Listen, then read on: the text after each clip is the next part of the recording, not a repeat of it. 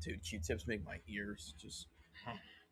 Hey, what's up, everybody? Welcome to Hump Day's episode of Off the Board with Colby Marcio and Jake Hassan. This is presented by Better Day and powered by FanDuel. Have yourself a better day. Jake, I'm still going through puberty as I woke up having to pop two of the biggest whiteheads. As you can see on my face, if I turn my head any certain way, there's a swollen side to me. Look at that. Swollen side to me. If it makes you feel better at the big age of 28, you have bedhead? I've been Yeah, you have bedhead, yeah. And he quits the show, per usual. Folks, we have so much to talk about. I had to fill out a whole piece of paper on how much we needed to talk about because a lot has gone on since our last show, which was a week ago. You know, you think you're so funny. Like, you're so witty and so funny. Like, you know what? I was going to be nice to you about your breakout and about how you're going through 7th grade again. I was going to be nice to you. And I was going to say, hey, man, it's okay. Like, it's okay that happens to you. Because I've been having a similar issue where my nose has been breaking out. It's okay. It happens to everybody, even grown men. But now you want to be mean. You want to be rude for no reason. Hey, man, that's what happens when you're not having a threat of balding and you still have very luscious, thick hair at the age of 28. I know a lot of people out there can't relate. I'm not saying you specifically, but this is just what happens, okay? I have a haircut on Friday. Leave me alone. Oh, dude. So this is a very good segue to talk about how I'm in a very tough gap between when I should get a haircut because I have a wedding to go to in August and I'm already well overdue for a haircut. So it's like, when's a good time to time that haircut? Do I wait until August 1st range or do I get one in say 2 weeks? I'm getting real sick of how long my hair is. Like I'm starting to like fluff it up in the back like I'm some hockey bro because it's that thick right now in the back. Pause. Show us the fluff. Oh, dude. Show us the fluff. It's not bad. It's a lot of no. It looks pretty good with a hat on. I will say that, but it's not bad. I don't want to have a pale skull and everything else be tan. I hate that. So if it's not till August, why don't you get a haircut like in a week? It's probably my plan. The next 2 weeks is probably the plan. Yeah.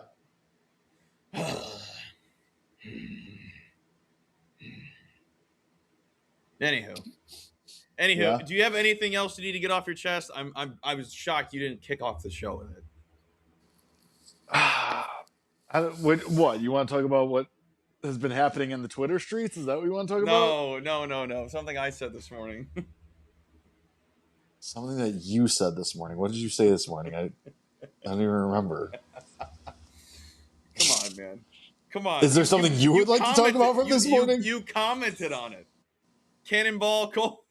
Oh, I don't care that much. Like you. Oh, you care. You said it once, and it's the first time you've ever said it. I don't know. You called yourself Cannonball Colby. It's first time I've been hearing it. I don't know. It was just interesting. All right. Do we want to talk about Herb Street first and get your rant out of the way? Because I know you're boiling. I mean, let's just talk about all of it. It's all just so stupid. Like, it's also the problem is like it's on the heels of Jeff Fry and Jason Michaels coming out over the weekend being like, oh, it's the same. It's the same old tired, lazy take of analytics and the nerds are ruining the sport and they're mad because the jocks got all the girls and shut up.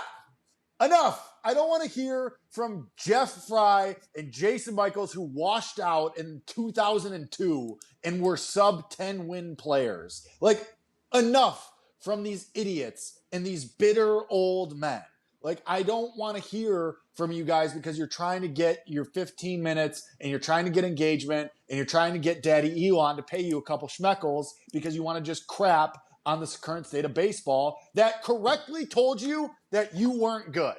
Our bad, I guess. Like, it's just so lazy. It's so stupid, and I'm so sick of it. And now that goes on to and I'll say this, like, Jorge Posada at least has a couple of rings. Jorge Posada at least was in MVP voting. Jorge Posada at least made All-Star games. But now even he's saying, I can't watch baseball. Shut up! Oh, analytics, you can't judge Jeter through a computer. Yes, we can. Hey, Jorge, here's a list from 2000 to 2011 of the worst defensive players by defensive runs saved in all of baseball. Guess who's on that list? Derek Jeter. And you can wave up to him from the 4th spot because you're on the list. Like, I get it. You're mad that people aren't calling you an all-time great, and you're mad because we are correctly labeling flaws in the game. Two things can be true. We can say that Jorge Posada and Derek Jeter were bad defensive players. We can also acknowledge that they are still all-time great players, that they are still all-time legendary hitters, Hall of Famers in Jeter's case. Like, it's just, do we have to go and say, oh, I can't watch baseball? The sport's been ruined because of analytics and the nerds. Enough from the guys who are whining and crying that analytics kicked them out. Oh, Jorge, I'm so sorry that your buddy Derek was god-awful at running a team because he refused to use analytics. Do we remember how that went? When he was out there in the Marlins clubhouse and the suite because he was running the team, handing out gift baskets, and his team stunk. Like, sorry. And now the Marlins are here 5 games over 500 on an awesome win streak when they went 20-6 in June because of analytics. I'm just so sick of the lazy take from these former players saying that analytics ruin the game because they just don't understand and or they're bitter. And then here's Kirk Herbstreit to tell you how you should feel about analytics. You know, the Thursday night football guy. The guy, here's the guy. Here's the the timeout. College. You just did the Jeffrey Epstein, the financier. That's what Kirk Herbstreit. Oh, here's the college football guy to tell you how you should feel about Major League Baseball. Kirk, don't you have another dog to go take in a hotel room to terrorize the other residents as you're playing fetch up and down a hallway? Like, just enough from these guys. Like, I don't need my baseball opinions from Kirk Herbstreit. I wrote this in the Substack yesterday. HassanSacks.substack.com, by the way. Kirk Herbstreit, just if you even want to go line by line of how wrong he was. He got community noted. He got community noted because he's an idiot. But here, just for funsies, just for bleeps and gigs, here's Kirk Herbstreit. Where did the athletic ability go in baseball? Shohei Ohtani hit 54 home runs and stole 59 bases. That was a couple years ago. You could go back to Acuna. Yeah. Well, you know, as usual, if you would let me finish. Well, you went recent. Sorry. Ronald Acuna Jr. hit 41 homers, stole 73 bases. First each to accomplish those respective feats. Jacob Misiorowski exists. There's a 6'6" shortstop playing for Herbie's favorite bleeping team. What? It doesn't make sense. Oh, where's all the clutch hitting in the 8th and 9th inning? Clutch hitting can happen other points in the game, you know, when there's runners on base. But hey, anyway, Seiya Suzuki hit a walk-off single off of Mason Miller, who's widely regarded as the best closer in baseball, and maybe pound for pound the best pitcher in baseball next to Jacob Misiorowski, who's also a freak, and hit 105 in Milwaukee, by the way. Oh, where's the starting pitching? You don't need to send Eric Fetty out there for 8 or 9 innings because you have relievers like Grant Taylor who are filthy. Next. Oh, where's the sack bunts to move runners over? Shut up. There was one that night. And also, everybody collectively in baseball have agreed sack bunts are a waste of time. Thank you. Next. Oh, where's base stealing or good base running? Again, I point you to the guy on your own team, your quote favorite team, Ellie De La Cruz. I'll point you to Chandler Simpson, how's that going with all of his speed? Let's look at Asturi Ruiz, who's on his 3rd team in 4 years. Like, oh, where's Tony Gwynn? Where's Rod Carew? Where's Wade Boggs? Where's Ichiro? Luis Ariz exists. It's not even that. There are star players everywhere. Shohei, Ronnie, who we already talked about, Freddie Freeman, Aaron Judge. Like, what are we talking about here? So it's so lazy. It's so stupid. Oh, nerds ruined everything. Analytics ruined everything. No, you're just ignorant. And just say that. Say you're bitter. Say you're mad. And just take your shit and go. Get out of my face. All right, I'm done. All right. So I won't be as long-winded as Jake because most of that I agree with. But I think I'm in the middle. Like, I'm new school, old school type mentality. I mean, I can see the old heads' ideology, but I also see where they're wrong. Do I think there's too much analytics in baseball sometimes? Yeah, because I do like the back in the day where the old eye test says a lot more than what some computer will tell you. Like a guy who's on fire right now, but oh, God forbid, like Ben Rice against lefties, or it was Ben Rice, right? Where Boone would take him out, and he was the hottest hitter. Yes. That's what it was earlier this season against lefties. It's like he's the hottest and guy. Last season. Hottest guy on your team. You're going to platoon him. Like, that's stupid. Right. That's getting in the way of things. That's being too analytical.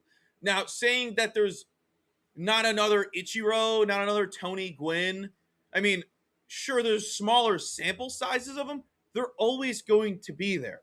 Literally, they're always going to be there. Luis Ariz, the closest thing we have to Tony Gwynn. And it's awesome. Last 30 at-bats has a 0 K percentage. Like, I didn't know there was 15 Tony Gwynns playing when Tony Gwynn was out there for us to be like, oh, there's not enough of them. I'm trying to think of the Ichiro of today. It's kind of combined. There isn't one. There isn't one because he's one of one. Like, that's a stupid comment like, to make. Where's Ichiro? Oh, hey, where's the other superstars? Where's the other superstar? Right. There's enough superstars. In the same way, there's never going to be an Ohtani. There's never going to be a Judge. Like, Ichiro was one of one. Yeah. And maybe it's just that baseball has always been piss poor at marketing their players. They could market more guys. I mean, the 2010s. They've been better about that. They have been. That's gotten way better. Because the 2010s were horrible. Mm-hmm. I mean, I didn't really pay attention to baseball in the 2010s because it wasn't great. And all they did was shove Trout down our throats. They have since gone away from that.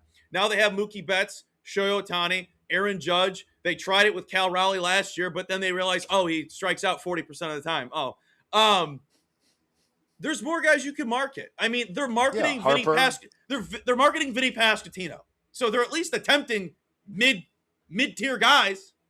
I don't think Harper, Acuna, like you're saying, like Skeens, Mizorowski, like it's just you have a lot of nostalgia, which is fine. I'm shocked he didn't go further back. I'm glad he talked about our childhood. I really appreciated that. Where's Jose Canseco? Wait, where's Eric Chavez? How come no one out here is batting like Eric Chavez, third base? He's in the unemployment line. Where's the Nick Swishers of the world? Come on. Also, and let me be really clear. And let me be really clear, because somebody in the comments put this, like, analytics are important, but you can't quantify game feel or him factor. 1,000%. I'm not saying that's my point, Tim. Thank you. I am not you have to absolutely trust the analytics and you have to only go by the computer. How's that gone for the Rays? Like, yes, there's a balance that you have to strike. Like, you can't quantify David Freese in 2011. Like, that's never going to happen. Like, you can't. I mean, that's Evan Carter 3 years ago. Yes, like you can't. Or Ben Zobrist in 2016. Like, you can't quantify these things. I agree. I just think what pisses me off is when these old dudes who are washed and bitter and clearly and not even trying to hide it, and they just go fully straight for the analytics guys and the nerds and why are we paying research and development guys so much, and why are they not taking any of the blame? Because they're not the names. Eric Chavez is getting fired and going in the news cycle because we know who he is. Insurance isn't one size fits all. That's why drivers have enjoyed Progressive's Name Your Price tool for years now. With the Name Your Price tool, you tell them what you want to pay, and they'll show you options that fit your budget. So whether you're picking out your first policy or just looking for something that works better for you and your family, they make it easy to see your options. Visit Progressive.com. Find a rate that works for you with the Name Your Price tool. Progressive Casualty Insurance Company and Affiliates. Price and coverage match limited by state law. Summer is here, which means we all want to look and feel our best. A GLP-1 may be right for you. Visit orderlymeds.com to learn more about which GLP-1 you could be eligible for. Getting started is fast, easy, and happens virtually through telemedicine from licensed professionals. Check it out for yourself. Go to orderlymeds.com/podcast. That's orderlymeds.com/podcast. Taking care of yourself feels great. Compounded medications are not FDA approved. Eligibility required and determined by a licensed provider. Individual results may vary. See website for details. No, unfortunately, nobody. Wait, Eric Chavez was in the news? Dude, he was the Mets hitting coach.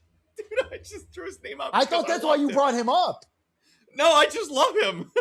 No, dude, that's why I thought you brought it. He got fired as the Mets hitting coach like 5 days ago. And then he immediately went on every show, and anybody that would stick him in front of a microphone and said, Juan Soto sucks. Like that I thought that's why you brought him up. I thought that was current I'm events. just a big fan of his game. Yeah, no, Eric Chavez was the Mets hitting coach. He got fired like 5 days ago. Wow. That's awesome. That's awesome. I'm so happy that happened. This show is so stupid. I mean, that's pretty good timing. But that's funny. It is good timing. It's good timing. I completely thought that's why you brought him up. That's hilarious that you just brought him up happenstance. That's great. No, yeah, I was a big fan of his game. Really liked Eric Chavez. Oh, I hate it when people would say Chavez. It's not Chavez. That's Chavez Ravine. Andy Chavez. Andy Chavez. All right. Let's see what else. Oh, also, I wanted to reply to Herb Street and be like, "Did you run this take by your dog?" And then I deleted it. I'm like, I don't really want to get involved in this. But yeah, I mean that's also played out. But also, I don't like saying this because everyone watches other sports. Everyone has other hobbies outside of their job. But for this one, I don't give an F word about Herb Street's takes. Say a bleep. Bleep. I don't care about Herb Street's bleeping takes on baseball. Right. So stay in your lane. I also don't speak on sports that I don't have much knowledge on. So you don't see me talking highly about hockey. I don't know it well enough. You don't see me talking about F1. You know what's also so... And one more thing that I want to get mad about. The guy that tweeted the Posada clip, did you see that? Like the guy that tweeted the Posada quotes. Yeah. Like he was paraphrasing Posada on some podcast. That's the whole social media BS. But here's also the problem. That guy, I think it's like Felix it's like @_ New York Yankees news or something. First of all, get a life. Second of all, he put his own thoughts at the end of the tweet. Did you see that? Like he did all of the Posada quotes, and then at the end he snuck in his own thought of which, like, to the casual viewer, somebody who's not really paying attention, you're gonna think it's Posada. Like you're gonna think it's Posada. This guy, this idiot, said, "Oh, anybody can now just hit 202 and 30 home runs, and you get paid like a star." And I've seen multiple people attribute that to Posada, but that was this loser who put his own thought at the end of the tweet where he was paraphrasing Posada, and now it looks like he said that. Also, mind you, there have been I know you don't know how to read, so I put this in my Substack yesterday too, at hassantex@substack.com. There's only been 9 guys since 2010 who have hit under 225 with 30 home runs. Almost all of them were one-year deal guys or in the middle of their contracts. It's Chris Carter, Mark Reynolds, Rougned Odor, Eugenio Suarez. Like, it's guys like that. And then it's Kyle Schwarber, Max Muncy, and Giancarlo Stanton. Yeah, those guys don't deserve to get paid like stars. Yeah, no, for sure. You're right, Felix. Anyway, okay, I'm done now. Also, that's my new biggest pet peeve on Twitter, especially. It'll be like somebody, some celebrity, some superstar. It doesn't matter, music, sports, whatever. It'll be like they'll put in quotes like they said this in the clip, essentially. And then you watch the whole clip, and they never said that. Yeah. Dude, like, and that's just like the slop heap that Twitter has turned into. So, like, whatever. Do you see Reed's comment below? Where is it on Twitch? I don't have the. It says, "Is Jake saying he doesn't want to hear the opinions of meatballs who live in their mom's basement?" I mean, I'm kind of a meatball, so it's like it's not even that. Like, it's just like because that's such a generalized like, oh, you're in your mom's basement, you're a loser, blah blah blah. Blah. Like, it's not. I mean, the even housing that. market's pretty expensive.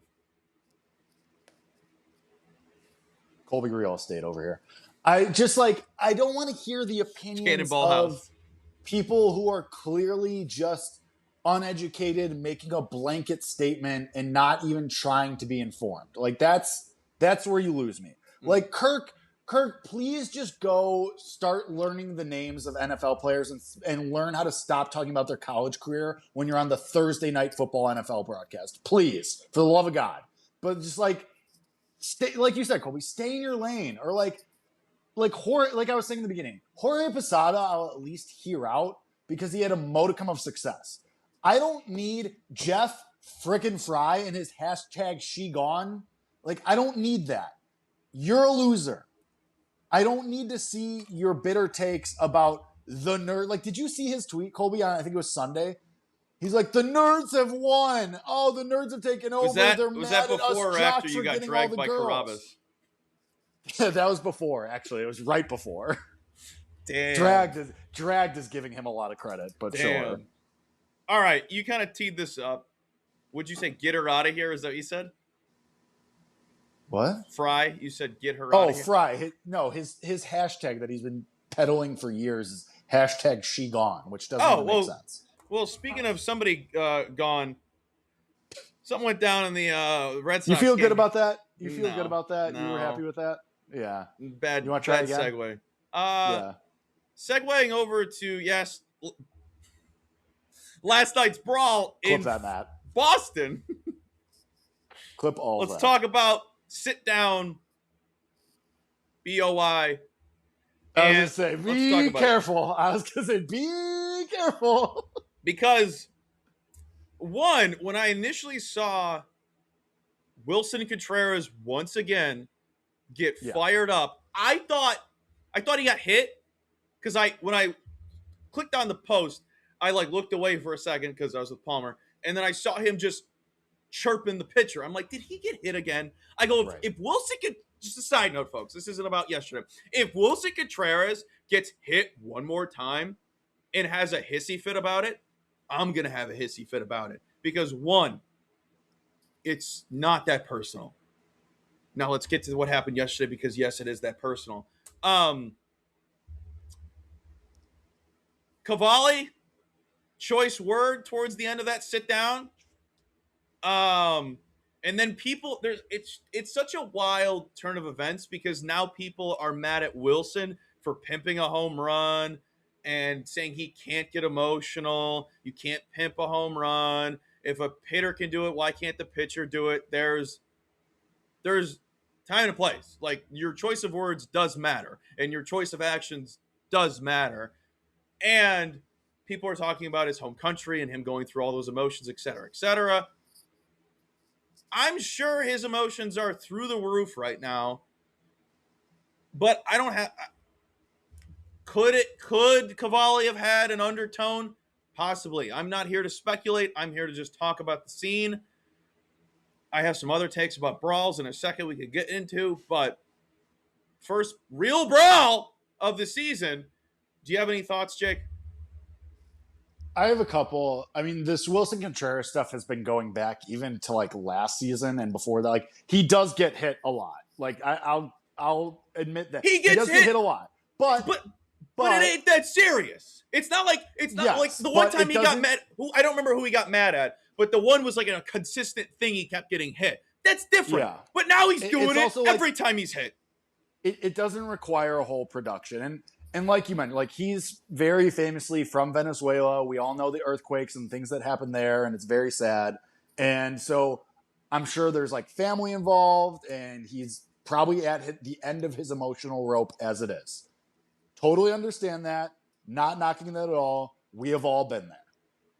I will say this. I don't know about There's also, did you see the clip of Wilson Contreras basically shoulder chucking Cade Cavalli as Cavalli was walking off the mound yesterday as well? No. That was in, I think, the first inning. So people were circulating that video as well, that Contreras kind of almost like kind of shoulder checked Cavalli a little bit. And I think it was the first inning. It was the beginning of the game as Cavalli was walking off the mound. So then people were saying, well, maybe Contreras was the instigator, and that's why Cavalli was fired up after the strikeout. And Matt says like he was cutting Cavalli off as Cavalli was trying to walk off the field. It was all very weird. I will also say yes, like that, the sit down, and then so like just you for could have said know, my guy, like, but also like I will say this, like what Kate Cavalli said. I understand the undertones of that and the like history there is also Cavalli's from Oklahoma. Like he's from like straight up cowboy territory. Not an excuse, not saying that this washes away everything. But like calling like saying like you've watched a cowboy movie, you've watched people from like you've spoken with people from the South. The terminology of boy is like pretty common and like a little more in the zeitgeist. So like I think that has to be a factor too. I think you're right. He could have said my guy, or he could have just said sit down, period. Boom, done, over. It doesn't help that like yes, Colby, I know. It also doesn't help that Kate Cavalli has like an evil guy, like an evil villain mustache where it looks like he's tying damsels in distress to train tracks. That doesn't help either. But to Matt's point in the chat as well, Cavalli went out and said after the game that the biggest factor for him was Contreras cutting him off and kind of almost shoulder checking him. So like, I don't know. It's all very, there's layers to this. I'm not here to speculate. I'm not here to have anyone's side. I just there's layers to this. Him. I will say at the end of the day, Cade Cavalli, 7 innings, 13 strikeouts. Holy crap. Like, he's really good, and he's probably going to be an all-star. But, yeah, I mean, it's weird. It doesn't help that Contreras has a history of throwing a fit about these things. It doesn't help that he's emotionally distraught as it is. There's other things about Cavalli's personal life that aren't great with the whole thing. So it's just... Also, it's we'll all get over it in 3 days. Yeah. I just want to say this. Somebody was saying that's a typical phrase used in baseball. The first two, yeah. I'll just say that. The first two, 100%. Yes. The last word. And this also happened. Didn't this happen like 2 or 3 years ago too? I remember. I forget exactly who, but like a similar thing happened. I forget exactly who and when, which I guess really good idea bringing up that point because I have no other information about it. But I do that too, just in case like, test the water. I remember this being a thing a while ago. But I mean, we don't have to sit on this enough. But we got it. One thing, John Boy broke this down. I think it was this weekend with the Yankees and the Red Sox. So Wilson was so far over the plate that he got hit right here, which was essentially over the plate. Like it wasn't like in the batter's box he got hit. He was on the plate so much and then threw a fit. I'm like, that's why I was like, I'm at my wit's end with Wilson Contreras throwing fits. Buddy, I mean, that's like when Anthony Rizzo used to stand right over the plate and like get hit, and people, and of course, I can't believe we're going to do this again. Like Cubs fans would get mad. They're hitting our guy. Okay, well he's standing in the middle of home plate. Oh God. Oh, bro. As my mom would say. Oh, brother. This guy stinks. All right. I just wanted to touch on one quick thing. But Palmer, hush. About the New York Yankees, because this is a... Palmer! How did you think that was going to go? What? That if she started barking and you yelled, how did you think that was going to go? Here, let's see if I can get it. I made me! Here, hold on. This is my favorite one. Palmer! Palmer! Okay. I woke up to this stat this morning. What is this show? As I was doing my research on the slate. The Yankees have a 9 WRC plus in their last 6. I saw you tweet this. This blew my mind. A 9. I think it's a 60 in their last 12. 9! Bad. 9! Be careful. A 9. A 9 WRC plus. And 9 just means no. What do you mean be careful? It just means no. You're out of your There cranium. was, if you watch that back, I think your eyebrows are gonna go up too if you watch that back. I'm just saying. It was. Matt, put in the comments what he's talking about because I didn't say anything on the line of anything. You put a little sauce on it. 9 on that? It just means no. I know, but okay, so the number 9 and the no in German is what the Yankees are putting up in their WRC plus over their last 6 games. He's making it something it's not.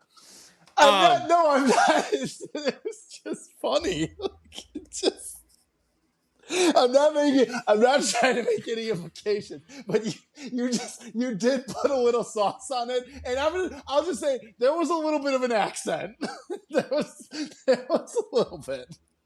It's just the way I talk. All right, enough bullying I'm sure. Me. All right, I'll mix in a water. Hold on. You rooting for Argentina in this World Cup too? So we're doing the same song and dance. I touched on it on Come Monday. on, that was good. Thanks, Bob. A lot of the same old with the New York Yankees. It's June, and the slump is here. Same thing with my betting record. The slump is alive and well. I will never get past June with a positive record. Sucks. But back to the real thing. The Yankees are going to do this. I mean, I think it was BetMGM that posted this on Twitter. Sorry, FanDuel. Had to give the source. And it was just the same cycle of the Yankees. Hot off season, slump in June, July, and then the savior, they didn't put this, but the savior is going to be Aaron Judge that comes back. He's going to put them on his back. Then he's going to be gassed in the playoffs. They're going to be out in the first or second round, and then they're going to have an off season again where there's hype. It's the same song and dance. They're just stuck in this average purgatory, which I know other fan bases, like maybe the Rockies, would be pissed off at me for complaining about this, but it's the same. It's the same complaint you have with your team. It's the same complaint with mine. Your team, using the Rockies as an example here, still sucks. The Yankees are not a championship contending team, regardless of what the odds tell me, regardless of what their offseason is, when we have these same stupid-ass guys in charge. Boone, Cashman, out of my face. What's the definition of insanity? Doing the same song and dance, thinking it's going to change. That is keeping Aaron Boone at the helm and Brian Cashman calling the shots. You're wasting Aaron Judge, even with him being injured. You're wasting everybody. You're wasting that pitching rotation. You're wasting everything that's good that you've put to that team and franchise. For what? To help that one guy out that hit that home run in 2003? He should be serving me ice cream at Dairy Queen. And Brian Cashman needs to go. It's been 30 years. We're good. You did a very good job early on. You did a very good job putting together the 2009 season. It's over. We need something new. We need something to change. I'm going to stop saying we because I don't like saying we. That team needs to do some changing. And I'm sick of this. I could have told you. I didn't think they'd get swept by the Red Sox. I could have told you they wouldn't have shown up in Fenway. The Red Sox could have had the greatest team ever assembled. They still wouldn't have shown up. Why would they care? They never care. There's no rivalry. The Red Sox and Yankees rivalry hasn't been a thing in about 10 years. I will also say that because I think you're right, and I haven't really been buying the Yankees all year. Like I figured. Let me rephrase that. How could you? I think that they were rightfully the favorite in the American League because the American League is mostly just a crapshoot, and we could talk about that before we get to the bets too, because there is somebody I want to talk about, and I think you're aligned with me on that. But anyway, like we also have to acknowledge that the Yankees, yes, are slumping, and yes, they probably aren't a true contender, especially if Garrett Cole's going to pitch like that. But also, like, the regression finally came for Cam Schlittler yesterday. We should talk about that, too. 3 home runs in the first inning after giving up only 6 all year. But he's still really, really good. Max Fried is going to come back at some point. Aaron Judge is going to come back at some point. I I don't know what Cashman's going to do at the deadline. I know Yankees fans want Hunter Goodman. I wouldn't hold your breath. But that's not happening. Despite me talking about it for the past week, that's not happening. He'll do something. I can't see the Rockies getting rid of a cornerstone of their franchise. It's his second year. Their whole team is rookies. Their whole team's rookies. What are they going to get? No pitcher wants to be there. What could they possibly get that would be worth getting rid of the guy that's putting asses in the seats? Oh, well, we have TJ Rumfield. Is he pre-arbitration? He has to be. Has to be. What other reason is to go to this Coors Field other than the beauty of it? The $3 Coors Lights. They do care about their fans. The chicken tenders across the street. Let's see. He's still pre-arb. He hits arbitration next year, but yeah, I mean he's not a free agent until 2030. So if they're going to be next year, if it happens, I'll be very happy because the catchers for the Yankees are batting under 200. But anyway, my point being that, like, yeah, I mean, you have reinforcements coming off the injured list, but I just don't know that the Yankees have the juice. I think Cam Schlittler bounces back from yesterday. He's still really, really good. Just he was never going to have a sub 1.5 ERA the entire year. That was just like it was just never going to happen. So once Max Fried comes back, once Judge comes back, the problem is that like you don't have a lot of wiggle room here. The Rays are a good team. The Rays are really pushing. They're about to buy. They're about to be buyers. Are they? I mean, but like we have to consider like what the Rays version of buying is. Like they're going to get a couple relievers. They're going to get like. I was just going to say that. That's just like a reliever. Yeah, like they'll get a couple relievers. Andrew Miller. And like, yeah, I mean, and the Rays, and to their credit, the Rays are playing awesome. They have a great core with Diaz, Aranda, and Caminero, and the guys on the mound, Rasmussen, of course, being the biggest leader in the rotation. But I mean, yeah, I mean, the Rays will buy like, I don't like, the Rays will go get a reliever from the Giants and like Heliot Ramos, and those call it a day. Like, you know, that's what that's going to turn into. Or they'll go get like Michael Conforto from the Cubs. Like, it's just like, that's the Rays version of buying. But my point being, like, the Yankees have to make a swing because the Rays have this core that's also very young and also very good, led by, this is a segue, Junior Caminero in the home run derby. And Colby, I'm going to be honest, I know we all immediately were like, okay, he's in the home run derby, MVP tickets are dead. You didn't start a business just to keep the lights on. You're here to sell more today than yesterday. You're here to win. Lucky for you, Shopify built the best converting checkout on the planet. Like the just one tapping, ridiculously fast acting, sky-high sales stacking, champion of checkouts. That's the good stuff right there. So if your business is in it to win it, win with Shopify. Start your free trial today at shopify.com/win. I don't know, because he was awesome in the second half last season. He hit 285 and had 23 home runs. The winner usually is the bad one. Pretty sure. I think it's the winner. But he was in the finals still. No, because Adley Rutschman didn't win it, and he was still terrible after. It's an outlier. Okay.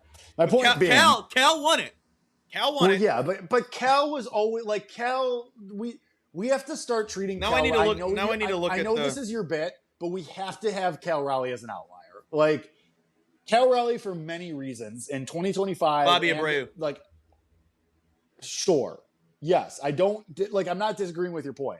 But I'm just saying when it comes to Caminero, I don't know. Like, I think those 20-1s MVP, I still think it's going to be Kurtz. Let me be very clear about that. Like, I still think at the end of the day, Kurtz is going to be the most likely winner. But at 20-1, I do still like Caminero. I know we do the jokes about the home run derby ruining guys, but Caminero was in it last year. He was in the final last year. He lost to Cal Raleigh, and he still had an awesome second half. So I actually do still think that Caminero MVP is worth talking about still. I agree, but I think it does beg the question, does it concern you that he's in the derby? Because there is that. Yes, it's concerning for sure. But based on the data point we have, at 20-1 at a big price, I still think maybe we should think about it. I mean, he did Covers doubled down on the post yesterday and put it out. It's down to 15. So I haven't bet it, I do think it's a good bet. I'm just ice cold. And I'm also waiting for a boost. So you're saying ice cold is the reason that you're not going to bet a future the bankroll that has dwindled dramatically. Fair. I'm not going to make something that I need to sit on for a couple months. So I'm waiting for a boost. So, I mean, what's a 50% boost on 15 to 1? Probably a 25. I don't know. I'm not good with math. So. I forgot. Damn it. I forgot that the White Sox started at 11:30. Yeah, I like the White homer. Sox, by the way. Oh, dude. I've been doing money line write-ups. I keep talking about any day the White Sox are plus money, just take them. Yes, dude, I've wrote that every single day in the Substack. How have they been dogs to the Orioles every single day? That does not make sense. I don't care who's on the bump for the White Sox. The offense bails them out most of the time. They threw 2 pitchers yesterday. And this isn't us saying they're the best offense in baseball, the best team in baseball. No. It's just the pricing thing is wrong. Yes, there was another one that I... Damn, White Sox still on minus 104 on the money line. I'm playing that. I wrote in one of mine that I'm not backing the Braves on anything until they turn it around. I will gladly... Dude, that team... fell off. I don't know what's going on with them. The Braves are like the Yankees, though, where they're also hurt. Ronald Acuna Jr. is on the injured list. Oh! Spencer Schwellenbach's elbow is in tatters. Yes. Go ahead. I'll let you finish. I figured out who I No, what is the O? You go. Why the bleep wouldn't anyone go out and bet the Tigers today? Oh. Yankees have a 9! Tigers? WRC plus. 9. It's the number 9. Plus money. I was kind of thinking Yankees in a bounce back spot, to be honest. Well, that's a good point because I also like the Rockies. After the Marlins scored 2 touchdowns. Good one. And they made their field goals. And they made their extra points. Remember that. They scored 14. You're an idiot.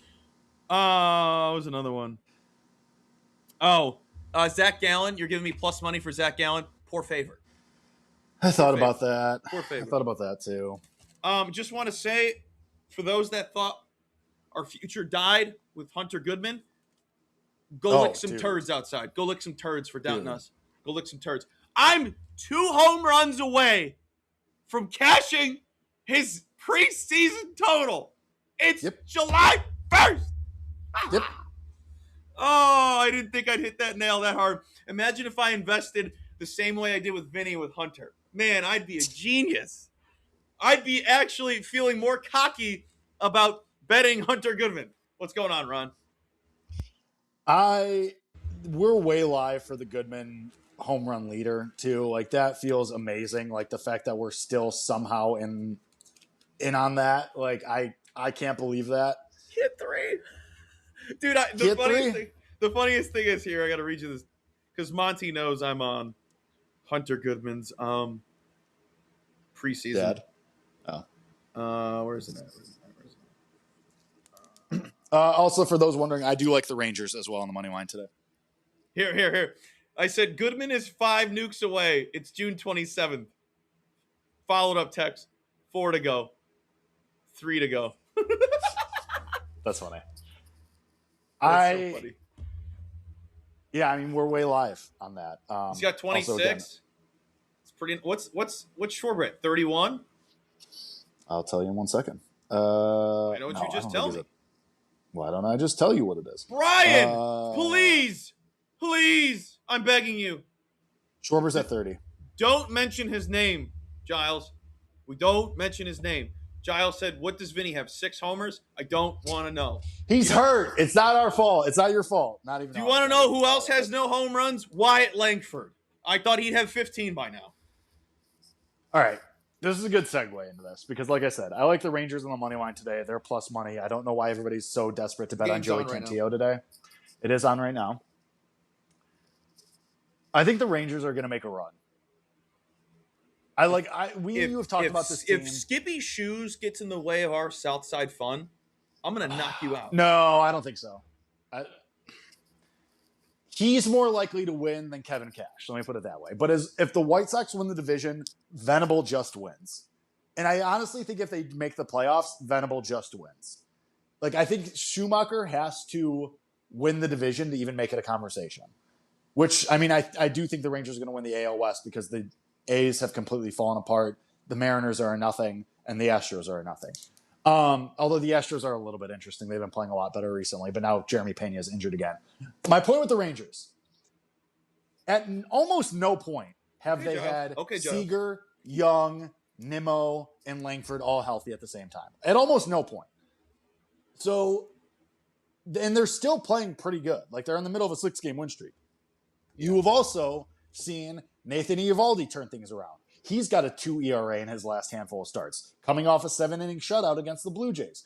Mackenzie Gore has looked better. His FIP has been much better all year, and especially in his last handful of starts, has been much better than his ERA as well. We know what DeGrom is. So I think if the Rangers can get into the postseason healthy, the American League stinks. Like, it's the Yankees, the Rays, I guess, and that's it. And the Yankees, we both were just talking about, we really don't like all that much. No. So it's the Rays and question mark. Like, we love the White Sox, but the White Sox aren't winning a World Series. They're not winning a pennant this year. Like, it's a year early. Jake, like, I forgot to tell you this. This is a real quick combo about the White Sox. Wait for whatever this is going to be. So obviously, Jess's whole family's White Sox fans, which is so they've been calling me a bandwagon. But this isn't about me being a bandwagon. This is about them talking about the deadline. I was like, you guys are psycho. Oh, they were like, I don't even. Oh my God! Look, I don't even want to know. I don't even want to know. Do you want to hear? I'm not even out the person that said this. Do you want to hear the most asinine statement I heard? I bit my tongue because I would have flipped. What do you think? What do you think I'm going to say? What could be the dumbest move the White Sox do this season? I mean, buy. So you're going to think that they buy a star. Correct. But what if I said it was... Let me guess. It's a sell. It's a sell. Trade Murakami? That's what I heard. I said, what? Anywho, so... He's not even playing games right now. What are you going to sell? The smartest thing the White Sox could do this season is nothing. The smartest thing they could do is let this whole thing ride out. They don't need to do anything. They're in the middle of a rebuild. They're not even close to a championship window. They're closer than... I don't know about that. They're closer than we've ever thought they would be 2 years ago. Sure. It's closer than they are at an actual rebuild. Everyone's young. Everyone's raw. We still have a whole second half to get into. I don't think they need to do anything because there's no reason to buy. They're not winning a championship this year. I think they could buy, like kind of how the Rays buy, like on the margins. Like, go get you a Heliot Ramos. Go get you like a friggin', I don't know, like Heliot Ramos would be sick. Yeah, I mean, like, go do something like that. Go get yourself a Spencer Arrighetti. Like, I don't know, like, just go do something like that. Like, go get Nate Lau. Yeah, exactly. Like, you don't have to do something crazy. Like, you can buy, but you can still tactfully and tactically buy and still not compromise your future plans. I mean, I would have heard the argument for trading Murakami, like, because I saw this brought up like early in the year when the White Sox kind of got out to like that subpar start. Like, he's on a 2-year contract, right? Or it's like a 3-year, 2 with an option or something. He's got what people broke it down preseason. I think it times up perfectly for Freeman's departure. No, it's a 2-year contract. So that's the thing. Like, so I would have understood that. Like, if the White Sox go get PCA, oh my gosh. Like, that I would like, but the White Sox are in a division race. They're going to make a playoff run. So why would you trade him when you have everything working in your favor? And also, to your point, Colby, like with Goodman and the Rockies, why would you sell your biggest selling point? Like, he's your biggest draw. I know Matt made the comment, the joke, like Jerry loves a deal. Yeah, that's why they waived the second round pick of the Bulls because they wanted to save a couple $1 million. Like, it's just, there's no reason to trade Murakami. Like, if the White Sox were bad again and they were nowhere near a playoff spot, if he was the only spark on that team, fine. Yes, but he's good. His value's never been lower, by the way, because he's on the injured list and not doing anything, and you don't know how he's going to look when he comes off the injured list. So why would you sell at the lowest point? Could be frozen. And B, like, there's no reason to. Like, you have him under contract next year. You might as well keep him. When you're like, this White Sox team to me feels like the 2015 Cubs. Feels like the 2021 Orioles. Like, they're a year earlier. That's all. They're a year earlier than we thought they were going to be, but they're here and they're good and they're fun. So ride it out, like you said. Just want to note, we're 21 wins away. 22 wins, excuse me. 22 wins. 45 wins on July 1st. Possible another win today. Even if they collapse, they're already leading. If they collapse after the All-Star break, it's still a major success. Despite all of the, I don't even know if there is ill will wished upon him. Oh, yeah, there is. That Guardians fan had tried to hex him. Did you see that? And then the Guardians just froze. I saw So it. for the people that don't know, a woman tried to put a hex on the White Sox for, they said the White Sox fans messed with the Guardians. I don't know. But she tried to put a hex on the Pope's team, and it backfired. And now White Sox Twitter is dragging it. And then I'll have to send you the clip I saw, Jake. There was one of the fans of the White Sox who's a season ticket holder said, "You want to fight?" I saw, the much funnier one that I saw was, yeah, sure, try to put a hex on the team that has the hand of God on their side and also a magic wand in the dugout. A literal wizard in the dugout. Dude, Vassal is hysterical. Dude, so funny. He's so funny. I thought he was, like, when I saw his bits and some things, I'm like, okay, he's probably just some meathead that people are, like, glorifying his humor. And I've been listening to the things he said. I'm like, okay, this guy's actually hysterical. So one of the clips he had in the dugout was, I don't remember who he was talking to, but he's like, do you think the Pope would be vibing to stroking at the Vatican? Oh, I saw that. Dude. Also, they need to sell those shirts. They need to sell those shirts. Bro, There's nothing wrong with it. It's a song. Like, the fact that right now, let's see, just for bleeps and gigs, what time is it in Rome? Like, right now, it's 7 p.m. in Rome, and there's a good chance the Pope is watching Sam Antonacci score a go-ahead run for the White Sox in a game against the Orioles. Like, come on, man. Like, this is so funny. I love it. And then Vassal was saying to that same guy, he's like, dude, what other team can say they got the Pope and the Wizard on the same team? I mean, facts. Dude, it's 2 a.m. in the Vatican, and the Pope's watching Braden Montgomery hit a walk-off home run in his first career game. Go off, Vassal. Go off.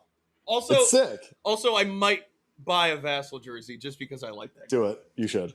That'd be funny. But here's my thing. How old is he? How old is... Here, let's find out. How old is Mike Vassal? Okay. I found this. You'll have to look it up for me. If he's younger than me, I can't buy it. I got a rule. But it is Mike Vassal is... Oh. Sorry, buddy. How old? Not by much. 26. Oh, that's a lot. I was worried he was 24. Think of it this way: he could have been if he had happened to go to DePaul, you guys could have been in the same class. Dude, the Wizard and the stash. That should be the stipulation for your jerseys. If you could have theoretically been in the same college class, it's okay to have the jersey. The Wizard. He's 3 years younger than you. So he could have been a freshman taking a junior level class, or more likely you would have been a junior taking a freshman level class. Like, I did take speech last. That was one of the last semesters I took speech. Yeah, one of your blow-off classes just to get credits. Yeah, everybody does it. No, I don't like talking in front of people. It's my biggest fear. For the people out there thinking I'm lying, I don't like talking in front of classes, especially in school setting. I can't do that. I can't. Yeah, because you're just mad that Cubs fan body bagged you at DePaul. That's why you can't talk in front of him. I gave it to him, man. I gave it to him. That wasn't in person though. Whoa. That was via where I'm sitting right now. Whoa. Whoa. What was I gonna say? Final thing was also I don't have the urgency to want to buy a new jersey just because of the price. Anyone out there that's willingly going out and buying a brand new jersey in the year of our Lord 2026? Are you sure you want to burn $220 in this economy? You want to burn $220? You can Venmo Jake and I, and we'll split it for our next date. True. You know what you could do? You could send us that, and we'll fly out Matt. Producer Matt. Oh, final thing I'll end on this because this is funny. Jess's mom's birthday's in 2 weeks, and we're doing a surprise birthday party. And Jess was like, "We kind of should do mojitos. My mom's kind of been on a mojito craze." And I was like, "You know what we could do? We could fly out my brother. He'll bartend for 6 people." My brother's a bartender in St. Augustine, and he makes a really good mojito. And I'm like, he will go balls to the wall for this bit. Like, it would be fun. He would go more balls to the wall with less people than if it was like some wedding reception. I'm like, we should do it. I texted him. I go, "Hey, would you be down?" He goes, "What day?" Well, obviously he's got to check his schedule. I go, "It's a bit. I'm just kidding. We're not going to fly you out. It'd probably cost us $1,000." It would cost you more to fly him out than it would to get the booze. That'd be funny. I'll do it. We're not getting a bartender, you boner. I'll do it. No. I'll do it for like $50. $50? Yeah. Hold on. Let's keep talking. I'll do it. Let's do it this way. I'll do it for the price of my metro ticket and $50. That's like a grand total of like $60. What was that last comment, Matt? What was that? Speaking of brothers. Oh my God. What? Paul saw his brother for the first time in 30 years. Holy crap. Crazy. Congrats. That rules. Was it awkward? It had to be. Yeah, probably. I mean, that's a lifespan. That's wild. Yeah. Yes, it is. That's Jake's age. I'm 28. Oh wait, yeah. So that's what he put. 28 years. Yeah. Anyway, my point being, yeah, do it. Like, you pay for my metro ticket and for like $50, I'll do it. Jake just replied, "We don't even have food yet." Okay, you have a bartender. That's fine. Jake, in quotes, Jake said, "Fine, we all Still one thing off the checklist." Jake said, "Fine, we all just booze up." All right. No, you do. I did not say that. No, you eat the mint leaves from the mojito. There you go. Forgot. Yordan Alvarez for the what feels like 5th day in a row. We're doing it. Bases are plus money. Home runs a better price than yesterday's Grand Slam. 88% coverage against Taj Bradley. 17 elite ratings this season. Not the biggest sample size. Is homering 29% of the time. 2 hits 35% of the time. 2 bases like 40, almost 50% of the time. It's not that sexy of a number other than the home run.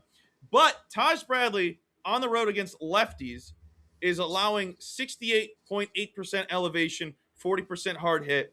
Last 60 faced 71.1% elevation, 53.3% hard hit, 21% barrel. A near 90% Arsenal coverage with an elite rating. That's just too much for me to pass up on. And he has plus money on the bases. I mean, I'm ice cold right now, so do with that as you will. But I also think Zach Wheeler's a great look. Where are my notes? Zach Wheeler's a great look. Zach Gallen under strikeouts is a great look. Where the hell is my notes? Here we go. Zach Wheeler, 34 elite ratings. Does 6+ strikeouts 88% of the time. 7 70% of the time. 8 strikeouts 50% of the time. 28 elite strikeout percentages. 6 strikeouts, almost 90% coverage. 7 strikeouts 75% of the time, 8 strikeouts 60% of the time. At home this season has a 29% strikeout percentage. And the Rally Rats, despite having a pretty good offense over the last couple of days, last week's 21 game plus, still a 30% K percentage over their last 3, 26 over the, or actually that's their last 6. Last 12 is a 26% strikeout percentage. 7 batters above 23%. 4 have above, or actually 6 are above 26%. They're striking out. The top of the order is striking out a ton. 2 hitters have a 40% strikeout percentage. I think it's worth dabbling on the plus money of Wheeler. And then JT again gets torched this evening. Those are my takes. Okay. Is that it? Yep. That's all I got. I had the White Sox and I had the Rangers. Those games already started, which is why you should be subscribed to the Substack because I gave those out before this show. But for later, I only like a couple of things. I do like Matt Olson today. He seems to be the only player on the Braves that's interested in, winning games and doing things positively on the field. Mm-hmm. He's hit 400 over the last week. He's got 3 doubles in his last handful of games. He hasn't hit a home run since June 12th, though. So I'm going to take a shot with Olson at better than 3-1 to hit a home run. The over bases is plus 103 as well at the Green Book. I think that's worth something. Because Michael McGreevy for the Cardinals has been not nearly as good on the road, 4.36 ERA compared to at home with a 1.96. He struggles with home runs. So Olson is literally the only player hitting well in the Braves lineup and had a couple of doubles. So think that there's a home run in his near future there. And then I can't believe this. I don't know where this rating came from. Colby, do you know who the 4th overall most elite hitter on the day is today at Batters-Box? Aranda? Nope. Soto? Nope. Who? The 4th highest rated hitter on Batters-Box today with an elite rating. Esteury Ruiz. Oh, really? How did I miss that? 4th highest rating on Batters-Box among the elite hitters. He's like 0.01 points behind Ben Rice for being 3rd highest rated. Wow. To be fair, 35% awesome. Arsenal coverage, though. Yeah, it's not awesome. But also, I'll say this. Ruiz on the road, they're famously in Colorado, the Marlins are today. Ruiz, 310, 370, 595 on the road this year. 3 of his 4 home runs, 8 of his 12 extra base hits have come against left-handed pitching. Hello, Kyle Freeland. Ruiz has seen Freeland before with the double off of him. And in June, Ruiz, 342, 479, 605. Hot hand, favorable matchup, almost 6-1 for the homer, minus 105 for the bases. I like Esteury Ruiz today as well as Matt Olson. I will add on to your argument with Ruiz as he has an expected batting average of 322 against fastballs, changeups 303, sweeper 429, sinker 265, 1200 OPS against the sweeper, 1259 against fastballs, and if you just combine the sweeper and the fastball, that's only like 40% of his arsenal. Yeah. I don't know. I mean, at almost 6-1 for the homer, I think it was worth a shot. And I know minus 105 for the bases isn't the sexiest number, but if I'm going to play the home run, I might as well play the bases. Yeah. You could always dabble the double if you really needed to. Could do that, but I mean, I think he's going to homer. Whatever. It's not a huge point, but whatever. Esteury Ruiz, Matt Olson, both to homer, both to go over their bases today. And then go White Sox, go Rangers. All right, folks. That'll do it for the Wednesday episode of Off the Board. Colby Marshall, Colby M. Betts, where you need to find me. The Jake Hassan, wherever you need to find Jake. Sonhacks.substack.com. And producer Matt down in the shadows. Everyone say hello to the handsome Matt. Hello. Make sure to follow Everything Better Day. And make sure to check out the website for the MLB Game Center, etc., etc. Have yourself a better day. And this is powered by FanDuel. Bye. If you like the show, please take a moment to rate, review, and subscribe. It really does help the show to grow. Thank you for listening.